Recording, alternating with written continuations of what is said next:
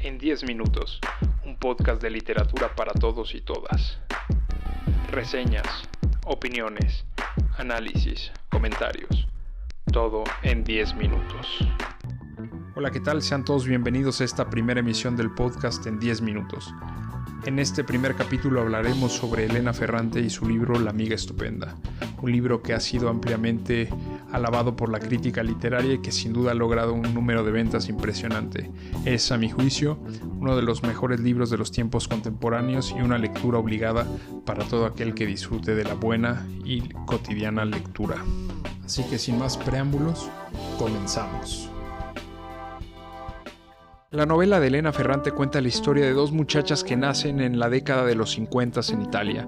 Concretamente nacen en el sur, en la ciudad de Nápoles, en un barrio que está a las periferias.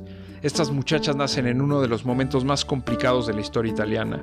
Italia, que está acostumbrada a ser una de las grandes potencias, Italia, que está acostumbrada a tener poderío militar, económico, social, cultural, ahora está completamente rota.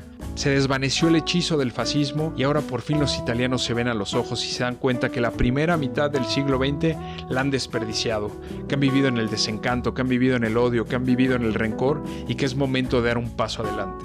Después de la Primera Guerra Mundial, la sociedad italiana quedó completamente partida. Los soldados viven un hastío impresionante, están con mucho dolor por haber sido héroes hace unas décadas y ahora ser unos simples parias que no tienen trabajo, que están viendo cómo ganarse la vida, que la gente ya no los respeta. Los obreros que ayudaron a construir esa gran Italia ahora no tienen trabajo y también están viendo cómo conseguir para comer. Del campo ni hablar, el sur de Italia está completamente olvidado, no hay una gran producción y los agricultores cada vez son más pobres. Benito Mussolini toma todo este odio y lo capitaliza en un partido que está basado en los sentimientos. Es un partido político muy simple, es un partido político que explota el odio y que llega al poder con la simple pero a la vez utópica promesa de volver a llevar a Italia al lugar donde nunca tuvo que haber dejado de estar. Desde luego, cuando acaba el fascismo, cuando Italia pierde la Segunda Guerra Mundial, la gente se da cuenta de que no solo están como antes, sino que todos esos problemas se han agravado.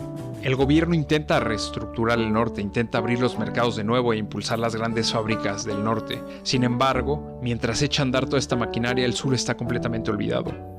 Y si antes de la Segunda Guerra Mundial había un espíritu comunista que veía cómo la URSS se empezaba a desarrollar, empezaba a abrir mercados internos, empezaba a darle ciertas cosas a la gente más humilde que antes no había tenido, ahora después de la Segunda Guerra Mundial y después de ver cómo la URSS logró contener a Alemania y ser uno de los dos grandes actores fundamentales para la finalización de la Segunda Guerra Mundial, el pueblo italiano está pensando todavía más en que Italia se convierta en un país comunista. Esto, desde luego, para las grandes potencias capitalistas es un gran riesgo, porque al final el mundo se divide en dos grandes bloques y el bloque socialista empieza desde la Alemania oriental, pero el hecho de que Italia pudiera convertirse en un país comunista significaría casi el triunfo del socialismo en Europa. Sería el socialismo tocando las puertas de Suiza, tocando las puertas de Francia, estando tan cerca de Inglaterra. Y justamente para evitar todo esto, el gobierno capitalista de Italia, apoyado por otras potencias capitalistas mundiales, tiene una gran idea. La gente que no tiene casi nada en Italia, hay que darle la posibilidad de que salga del país, que vaya a hacer su vida a América, que descubra Argentina, que vaya a México, que vaya a Nueva York. Las puertas están abiertas. Y con eso poco a poco se va diluyendo todo este ímpetu comunista que acaba por volver a Italia, la Italia donde nacen estas protagonistas del libro, una Italia ya resignada a rehacer su vida bajo el sistema capitalista. Hay que reconstruir, pero no hay que cambiar el sistema de fondo. Sin embargo, esta Italia que apenas empieza a reconstruirse, en el sur será el último lugar donde salga el sol. Elena Ferrante esquiva esa tentación de involucrar la historia en su relato. No busca explicar en ningún momento nada relacionado con la historia, no habla de la Segunda Guerra Mundial, no habla del fascismo, no habla de las causas. Es más bien un intento por describir la situación. Es un relato inocente, un relato como si ella lo hubiera vivido, un relato que probablemente ella vivió y que simplemente decidió, por X o por Y, contar su vida. La difícil situación de Italia se explica sola. Se explica en la terrible dificultad que tiene la gente de de la novela para acceder más allá de la educación elemental. Cómo el hablar italiano es un lujo que un porcentaje muy bajo de toda la colonia se puede dar. Las mujeres no piensan en estudiar, no es que se les niegue el estudio, es simplemente que la posibilidad es un absurdo. Las mujeres italianas de ese pueblo, las mujeres napolitanas, están destinadas a servir en casa, están destinadas a trabajar, están destinadas a la fábrica, están destinadas a los negocios locales, están destinadas a simplemente reproducirse.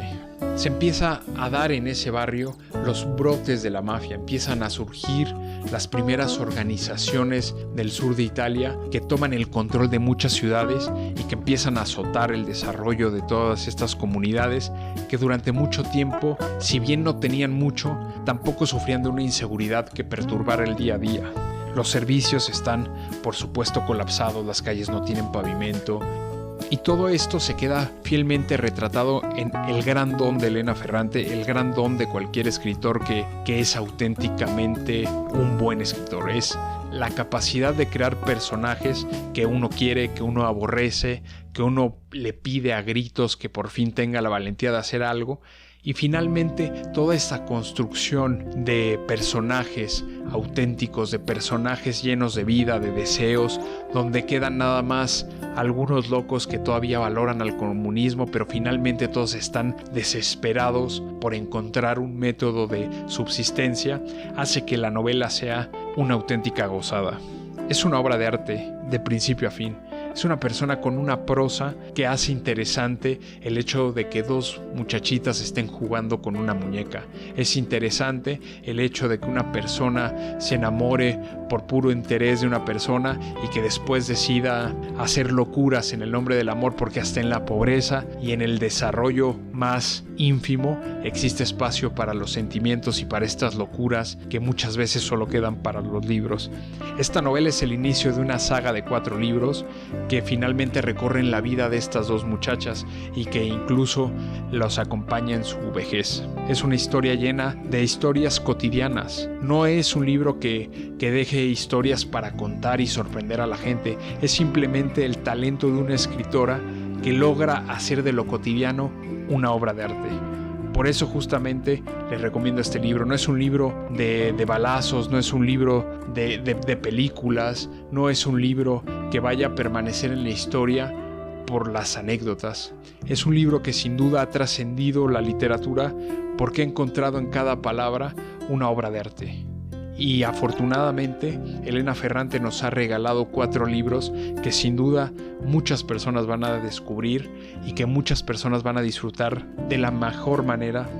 Es un libro que muchas personas van a disfrutar, que muchas personas van a sufrir, que muchas personas van a odiar, pero sobre todo que muchas personas se van a identificar, porque en esa cotidianidad italiana está la cotidianidad de mucha gente.